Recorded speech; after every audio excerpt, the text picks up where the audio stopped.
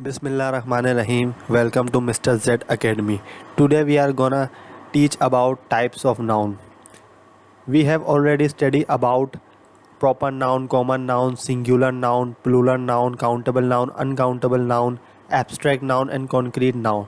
And today we are gonna study about collective noun and compound noun. हम अपनी previous video में almost 8 types of noun को cover कर चुके हैं, यानी हमने कॉन्क्रीट नाउन तक अपना टॉपिक को कवर कर लिया है। अगर आपने हमारी वो वीडियोस नहीं देखी हैं तो उसका लिंक हमने डिस्क्रिप्शन में दे दिया है, आप जाके वो वीडियो देख सकते हैं। आज जो हम लोग डिटेल्स में स्टडी करेंगे वो है कलेक्टिव नाउन और कंपाउंड नाउन, कि ये कलेक्टिव नाउन और कंपाउंड नाउन होती क्या है। So let's get started. What is compound noun? A noun which is made up of 2 words or more than 2 words is called compound noun. यानी वो noun जो 2 word से मिलकर बनती है या 2 वर्ड से ज़्यादा जो होते हैं, 2 वर्ड से जो ज़्यादा वर्ड्स होते हैं उनसे मिलकर बनती है, उसे हम कहते हैं compound noun. For example sunlight. अब सनलाइट ये 2 वर्ड से मिलके बनी, यानी सन की एक अलग मीनिंग है और लाइट की एक अलग होती है। सन हम लोग सूरज को कहते हैं और लाइट जो है रोशनी को कहते हैं। अब हमने इस दोनों को मिला के, इन दोनों वर्ड्स को मिला के जो अपनी अलग अलग मीनिंग रखते हैं, एक वर्ड बना लिया जिसे हम कहते हैं सनलाइट। अब सनलाइट कहते हैं सूरज की रोशनी को, धूप को। तो ये 2 अलग वर्ड से मिलके जो एक वर्ड बनाती है वो होते हैं कंपाउंड नाउन। ऐसे ही हम देखते हैं सन इन लॉ। अब ये सन इन लॉ, सन अलग है, लॉ अलग है, इन अलग है, तो ये 3 वर्ड से मिलकर बनी है।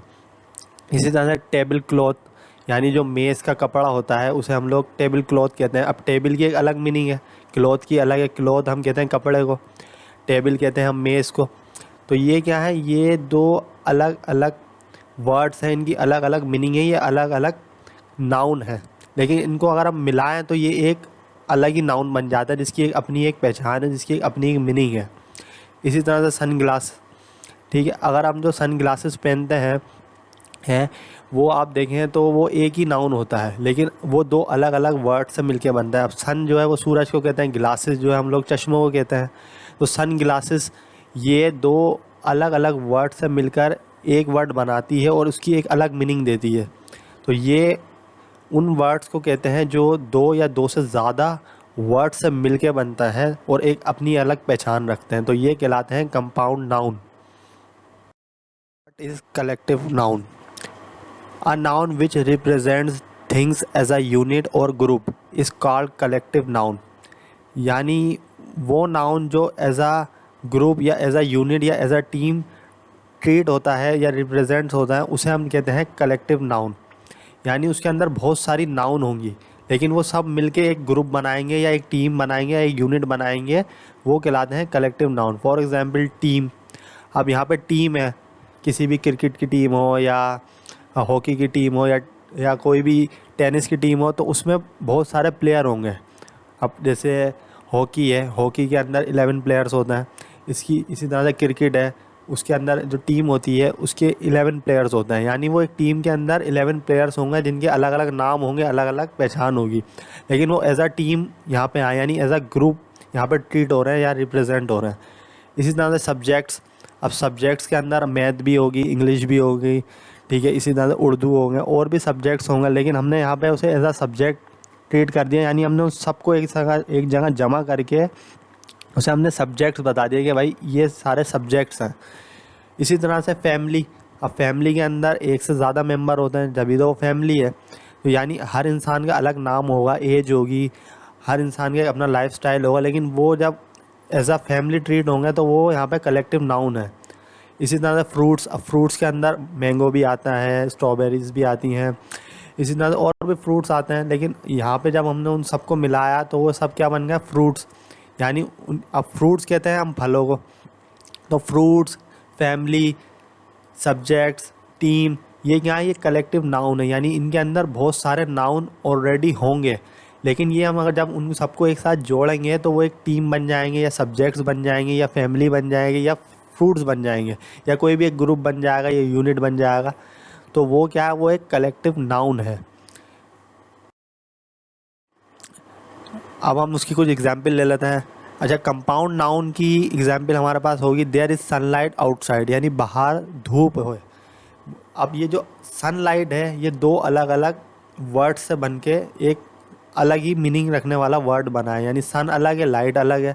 तो इसकी एक अलग मीनिंग थी, लेकिन जब हमने इन दोनों को आपस में मिलाया तो ये एक अलग ही मीनिंग दे रहा है। अब सनलाइट हम कहते हैं धूप को। इसी तरह से he is my sun in law, अब ये जो सन इन लॉ है इसकी एक अलग ही मीनिंग है, क्योंकि ये अलग अलग वर्ड से मिलके बना है। अब सन की अलग मीनिंग होती है, लॉ की अलग होती है, इनकी अलग होती है, लेकिन जब हम इनको आपस में मिलाएंगे तो इसकी एक अलग ही मीनिंग बन जाएगी। इसी तरह से स्प्रेड द टेबल क्लॉथ, यानी मेज़ पर कपड़ा बिछा दो। अब जो टेबल है इसकी एक अलग मीनिंग है, इसको हम मेज़ कहते हैं उर्दू में। इसी तरह से क्लॉथ जो होता है उसे हम लोग कपड़ा कहते हैं। तो अब अगर जब हम इन दोनों को आपस में मिलाएंगे तो ये एक कंपाउंड नाउन बन जाएंगे। इनकी भले ही अलग अलग मीनिंग होती है, लेकिन जब ये एक साथ आपस में मिलेंगे तो ये एक अलग ही मीनिंग देंगे, ये अलग ही एक नाउन होंगे। इसी तरह से she is wearing sunglasses, अब वो एक लड़की है उसने सन ग्लासेस पहने हुए हैं, तो ये सन ग्लासेस क्या है, ये कंपाउंड नाउन है, यानी ये दो अलग अलग मीनिंग रखने वाले वर्ड से मिलकर बने हैं। यानी सन अलग होता है और ग्लासेस अलग होता है, लेकिन जब हमने इनको आपस में मिलाया तो ये क्या बन गया, ये एक कंपाउंड नाउन बन गया। सो बेसिकली वो वर्ड्स जो अपनी अलग अलग मीनिंग रखते हो, लेकिन जब हम उनको आपस में मिलाएंगे तो वो एक अलग मीनिंग देंगे, तो वो कहलाते हैं कंपाउंड नाउन। अच्छा, collective noun, there are 11 players in a team, यानी एक टीम है, क्रिकेट की हो, हॉकी की हो, वहाँ पे 11 प्लेयर्स हैं। अब उन 11 प्लेयर्स के अलग अलग नाम होंगे, अलग एज होगी, अलग उनकी ड्रेसिंग होगी, सबकी अलग उनका लाइफस्टाइल होगा, हर चीज़ उनकी अलग बॉडी लैंग्वेज होगी। तो लेकिन वो एक टीम है, वो एक टीम के अंदर है। तो ये टीम क्या है, ये एक कलेक्टिव नाउन है, क्योंकि इसके अंदर बहुत सारे नाउन हैं, यानी 11 प्लेयर्स हैं, 11 नाउन्स हैं इसके अंदर। तो ये टीम क्या है, ये एज आ यूनिट या एज अ ग्रुप ट्रीट हो रहा है यहाँ पे। ये है कलेक्टिव नाउन।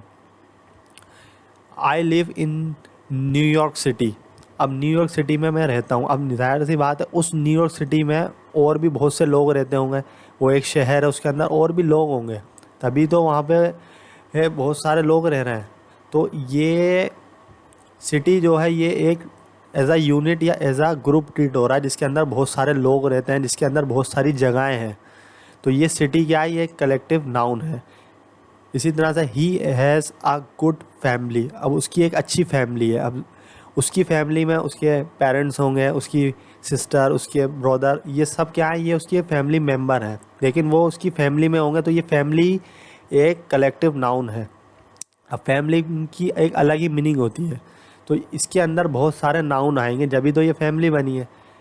इसी तरह से वी लाइक फ्रूट्स, हमें फल पसंद है। अब हम उस फलों का जिक्र करेंगे अगर डिटेल में, तो उसमें मैंगो होगा, उसमें स्ट्रॉबेरीज होंगी, उसके अंदर बनाना होगा, उसके अंदर और भी फ्रूट्स होंगे।